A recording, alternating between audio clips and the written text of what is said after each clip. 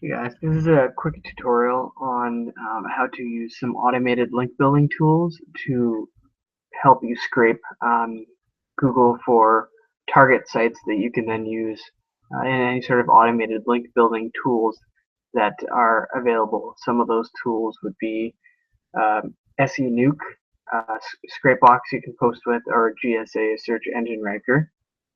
Um, there are some minor things that people need to know when they're scraping links to post to. So some of them would be things like footprints, the keywords you're using, the keyword density, where to get footprints, what footprints you should be looking for, what sort of engines you should be scraping for. When you have the links, what do you do with them? How do you import them properly? How do you manage the links when you bring them into a software like GSA Search Engine Ranker? So all those things will be covered in this video. This is a really critical part of the link building process, because if you don't have the right number of links coming into your projects at all times, then your link per minute velocity will slow down. You won't find that you're getting the strongest performance out of your link building tools as you possibly could. So it's critical to be constantly adding to your list. And one of the benefits of this is that once you generate a big and strong enough list, you can actually turn around and sell that list to a subset of paid subscribers that pay for your list. There's lots of examples of this. You can search up link lists, or SE Rocket is a pretty terrible example, but they're a fairly common one that you can look into. Now, I wouldn't suggest anyone do this yourself. Don't purchase a link list, because honestly, they're basically a scam. They sell these links to hundreds of people who then turn around and blast everything they can with the tools that they have at this link list. And so pretty much effectively it's immediately spammed out and useless to everyone. So just a good idea to make sure you keep yourself safe and try not to pay for any of these paid list subscription services, because for the most part you're just going to be paying for a bunch of spam lists that really aren't going to do you any good for your SEO efforts. So I'm just going to continue on here.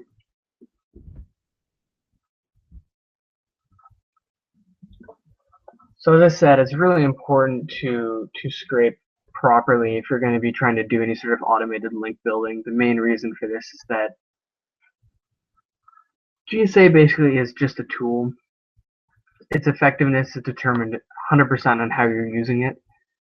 I know if you're scraping just, what you want to do is to scrape just the type of links that you're interested in posting to. So if you're only interested in a contextual link, something like an article with two anchor texts that lead up to like a Web 2.0 post or something like that, or even a money site, you want to make sure that the links that you're scraping are actually usable. A lot of people will say, they go on and they start scraping, 10,000 URLs a minute or something like that, and they find that 99% of them are not usable because they're things like Wikipedia pages, product pages, things like that. So that's why you need to make sure that when you're scraping out there, you specifically choose the type of footprints that you're looking for that are just directly related to the type of engines that you're going to post to. A good example is Joomla K2 sites. They're actually quite low quality sites, but they're one of the most common sites right now. If you are using automated link building tools, you probably see these everywhere. So it's really important to learn the sort of footprints that you're interested in scraping and get the sort of tools you need to take a list of like 100,000 links and just take the best of the best. It's maybe like 10% or even less than that, maybe 5% of them that are actually going to be usable, because there's no point in importing 10,000 URLs and only having GSA or SENuke able to post to 1% of them. That's not going to be effective, and ultimately you're just going to be wasting your own time and money. So I think that's why this is an important video for people out there who are just getting into this. So I'm just going to keep going here. So why do I need to scrape links? Like I said, you can buy them, but it's one of the most ill-advised things that I could possibly say to you is to go buy links.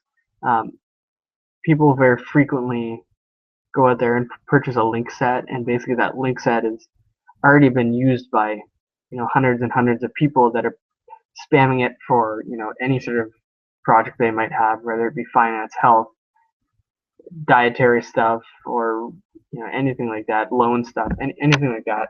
So, and often enough, these are spammed so hard that anything that you're going to get on there is going to have either negative value or zero value, because any link with more than like 80 or 50 posts on it, more than 80 or 50 links on it, is going to have very little value for you, even as third or fourth tier down if you're just spamming kitchen sink stuff at it. It's ultimately not something that you want to have on your tiers at all. In fact, it's probably going to hurt you if you blast enough of these shitty purchase links at them. So having your own private scrape list that you've tested and knows working for you is really critical. All the best people in this industry are going to be using privately scraped links. Most people who are doing this have an entire scraping server that they run 24/7. So they use either scrapebox or GScraper or something they've written themselves, maybe in Python. What they do is they just constantly scrape links, and then there's a whole process for link cleansing that we're going to get into shortly. And basically what that is where you take a link and determine whether or not you're going to be able to post to it to any of the engines that you choose to use in your automated link building tools, and then sort of filter out for the ones that are actually usable, and then you can even filter out again just for the ones that are in the niche that you want, or you can filter out for certain dimensions or metrics that you're interested in. So only posting to links where the main domain is above a certain DA or PA is a common one. Majestics, trust flow, and citation flow are also pretty commonly used for this. So ultimately, it is really important to make sure that the links that you're posting to are of high quality, because in this industry at this point in time, maybe 5 years ago this didn't matter so much, but it's honestly better to have less links that are higher quality from more effective domains than more links from shitty websites that are massively spammed out, or were PBNs or de-indexed or anything like that. So you just need to be very careful when you're using link lists. It's important to keep constantly updating your links. So you need to constantly be building your link list. This is going to help your automated tools run more effectively. It's going to help you post more frequently. It's going to help the power that you're generating. It's going to be everything you need to do. Is you need to constantly be updating this list.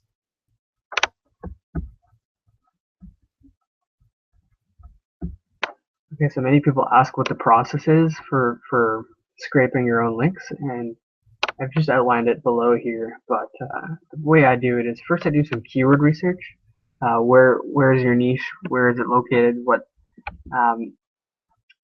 elements are you looking for in your niche? Is it health related? You need to do some research into terms of, let's say you're interested in like a diet pill. So you need to do a bunch of keyword research and figure out the type of terms that are sort of related to that diet pill, whether it be detoxing, dieting, losing weight, getting skinny, getting healthy, getting sexy, whatever. It doesn't really matter. It just has to be related to the niche that you're targeting in your money site. So that's what I do first. I do some keyword research. I use the Google keyword tool, or there's keyword scrapers that you can use in something like scrapebox or anything like that are all equally as effective in doing this. But the best thing is to do is to figure it out yourself and go from there. So once you have your list, you also need to get some footprints. There are places you can find a list of footprints. If you just go on Google and search up automated tool footprints like GScraper footprints or scrapebox footprints, you should be able to find some links there that allow you to download like an entire master list. I know there's some forums out there that have this master list out there that I've used before that seem to work pretty well. You can also go and find them yourself manually, but that takes a little bit more time. Footprints are just indicators of the type of website engine that's used to build a site. So Joomla K2 has really evident footprints because we were able to scrape quite a lot of Joomla links, which is really nice, but at this point they're being so spammed out that they don't even have any real intrinsic value anyways. So like I said, the best thing to do is to search around for a footprint list or a master list that you can use. There are some tools built inside GSA that help you get scrape footprints yourself, and that's the Footprint Studio. It's sort of hidden in there, but if you go into tools advanced then tools is sort of at the bottom, and that allows you to get some of the pre-built footprints or scraped footprints from a list of sites that you can then import into your scraper. So then basically you're only looking for certain keywords related to your niche on certain sites that you know will be able to be posted to using one of your automated tools. This basically just takes the amount of time and it increases your efficiency when you're doing these link building projects. It's incredibly critical to reduce the amount of unnecessary or irrelevant links that you're going to be getting, because having 10,000 links and only 1% of them you're actually able to use, what's the point? You may as well just not do it at all. So like I said, you need to take your footprints and then your keywords. And keyword density is another thing you should probably be aware about, and that's basically what's the ratio between the niche relevant keywords that you have and general unrelated keywords that you have in your keyword list. So it's something to think about. Some people do 50-50, 50% keyword relevant, 50% irrelevant random. You can get random English word lists pretty much anywhere on the internet. Just Google English word list and download the first one you see. And then you can just take half of them and combine that with your niche relevant footprints, and that's a good way to, or niche relevant keywords along with your footprints, and that's a good way to effectively generate a high quality list of scraped links. So the next question that a lot of people ask is, once they've scraped, thousands and thousands and thousands or millions of links, what do you do with them? How do I effectively use these links to improve my SEO efforts, or how do I use these and implicate them within my link building tool process? So the best way to do that actually is right here. Okay, so this is just sort of a platform that I've put together for building out effective link lists. The best way to do it is to use something like scrapebox in combination with the keywords and footprints that you've collected in the previous pass, and scrape as many links as you can. If you can do millions, then do millions. If you can do 10,000, just scrape for a couple days straight or overnight, and then come in the next day. And what I do is I then take these raw links and I remove all duplicate domains and duplicate URLs. This helps quite a bit in terms of cleaning up all the unnecessary excessive mess. Say you have like 400 Wikipedia links or something and you're not going to be able to post to any of them. It's important to recognize that. So I just, like I said, I remove all duplicate URLs and I remove all duplicate domains. And then I take that cleaned list, I export it, and I import it into platform identifier. Now what you can do is you can have scrapebox automatically save to a folder, and then platform identifier will continually monitor that folder for new URLs added to files.